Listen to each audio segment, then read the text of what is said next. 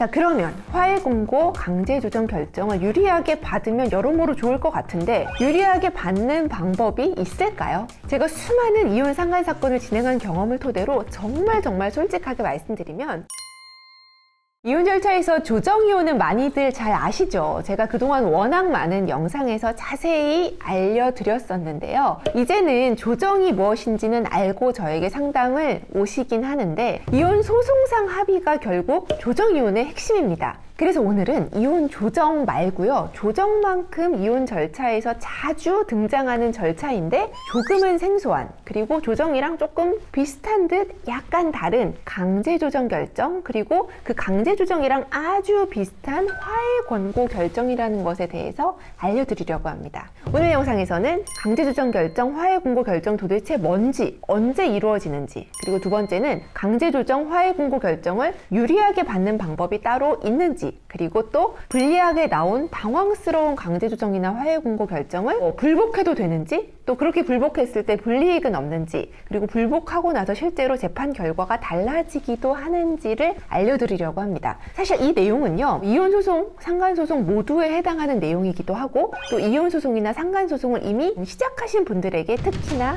도움이 될 거예요.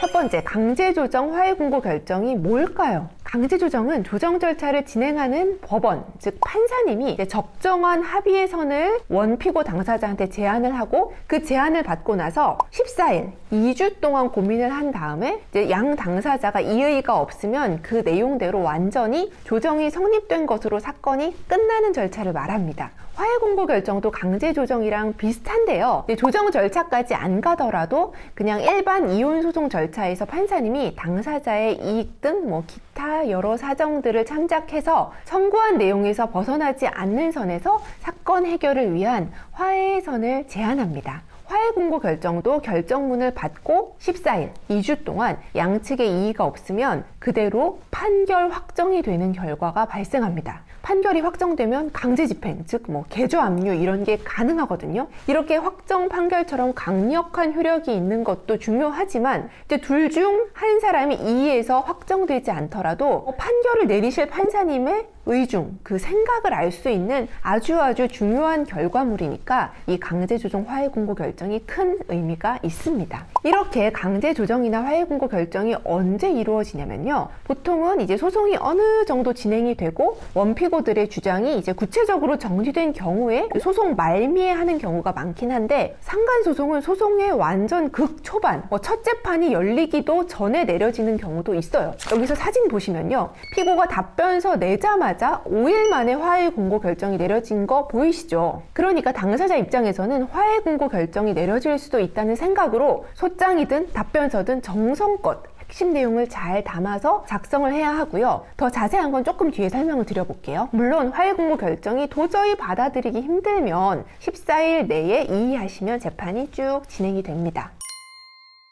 자, 그러면 화해공고 강제조정 결정을 유리하게 받으면 여러모로 좋을 것 같은데 유리하게 받는 방법이 있을까요? 제가 수많은 이혼 상간 사건을 진행한 경험을 토대로 정말 솔직하게 말씀드리면 첫 번째, 소송 초반의 강제조정 화해 권고에 유리하려면 원고는 소장의 핵심 증거는 꼭 첨부를 하셔야 하고요. 피고는 법원이 제시하는 구체적 답변 기한, 며칠이죠? 30일을 준수하고 그 기간 내에는 핵심을 담은 구체적인 답변을 해야 합니다. 그래야 원피고 모두 본인의 입장을 반영한 강제조정이나 화해공고 결정을 받으실 수 있습니다. 그리고 두 번째는 소송 중반 조정 기일이나 재판 기일이 한참을 진행된 후에 판사님이 강제조정 또는 화해공고 결정을 해보겠습니다 라고 하는 사건에서 이제 본인들이 원하는 강제조정 화해공고안을 구체적으로 작성을 해서요. 판사님이 결정을 내리시기 전에 신속히 법원에 제출하는 게 좋습니다. 이게 무슨 말이냐면 보통은 강제조정이나 화해공고 결정은 대부분 조정 기일을 한 2시간 이상 길게 진행을 해서 이 양측 당사자의 의사가 어느 정도 구체화된 이후에 이루어지는 경우가 더 많습니다.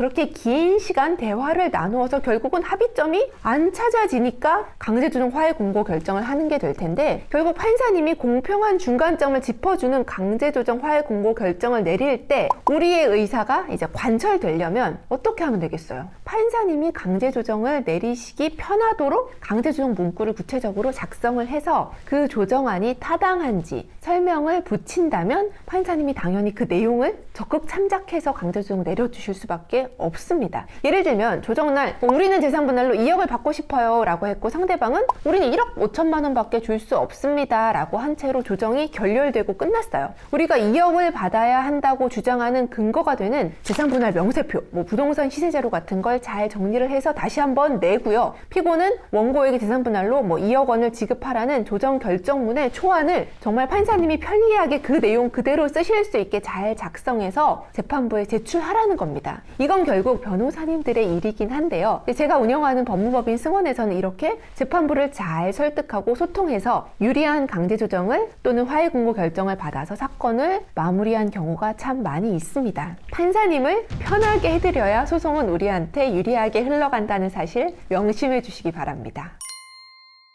마지막으로 세 번째, 이렇게 최선을 다해서 어필을 했지만 강제조정 화해공고 결정이 만족스럽지 않을 수 있죠. 당연히 결정문을 받고 14일 내에 이의해야 하는데요. 이의를 한다고 불이익은 없는지 위축되실 수 있습니다. 판사님이 이렇게 하라고 했는데 안 한다고? 이의한다는 사실 자체로 불이익은 없어야 맞겠죠. 그러니까 이의는 소신껏 하시면 됩니다. 근데요, 판사님이 엄청 숙고해서 내린 강제조정 화해공고 결정이 나중에 내려질 판결의 결과에 대한 예상치에 근접한다는 사실은 부인할 수가 없습니다. 그렇지만 실제로 이의 신청서를 제출하면서 왜 이의하게 되었는지, 어떤 사유를 더 고려해서 판단해 주셨으면 좋겠는지를 잘 어필을 하면요, 판결의 결과와 화해공고, 강제조정이 달라지는 경우도 꽤 있습니다. 그러니까 판사님이 내린 강제조정 화해공고 결정이 도저히 납득하기 어려운 분들은요, 이혼 전문 변호사님과 상의해서 꼭 이의를 하시고 재판 진행을 하셔야 합니다.